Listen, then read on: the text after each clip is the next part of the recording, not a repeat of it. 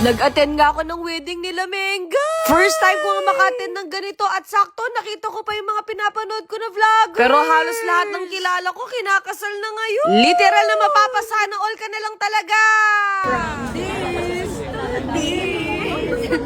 Ang ganda nga ng gising ko ngayon, kaya good mood tayo ngayon. At para gumanda-ganda naman tayo, magpapamakeup tayo ngayon. Hey Alexa, open the curtain. O, diba? Finlex ang kurtina. Opo, katas lahat ng pagiging content creator natin. Sakto, kumakatok na yung bisita ko. Kanina pa nga doon sila naghihintay. Hindi ko napansin na nagdo-doorbell pala sila. Sabi ko sa kanila, gandahan nila ako para mag-iba naman yung itsura ko, ano? Kasi alam kong sawang-sawa na kayo sa akin. Kaya habang nagpe-prepare sila, naghahanap na ako ng masusuot ko. White long dress yung team na susuotin, pero cream lang yung meron ako dito. Sabi nila, gamitin ko daw yung dalawa. Yung isa pang church, tapos yung isa pang reception. Sabi ko, baka akala naman nila ako yung kakasal, no? Siyempre, araw nila to, kaya ibibigay natin yan. Sinimulan na nga pinturahan yung mukha ko.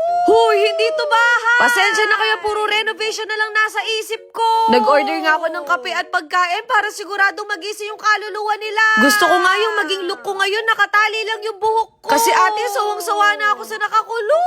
Ngayon naman, pinipinturahan na yung katawan ko. Eto nga yung favorite part na ginagawa nila sa akin, yung pinapaputi at pinapaglow nila yung balat ko.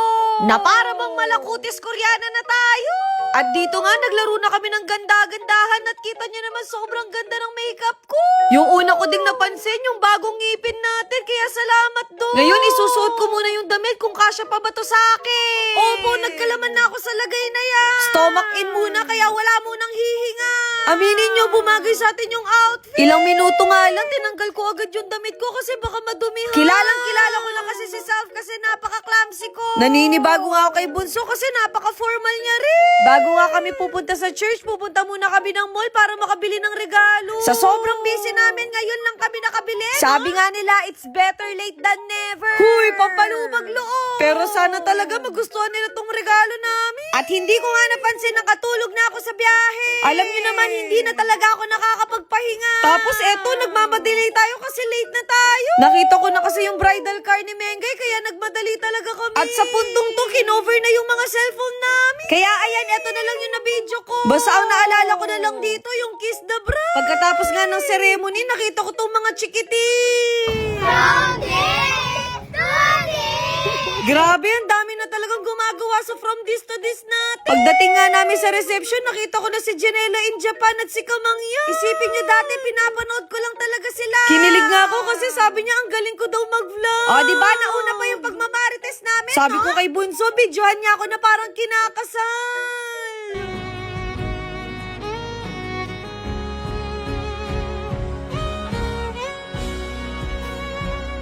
Hoy, agaw eksena ka!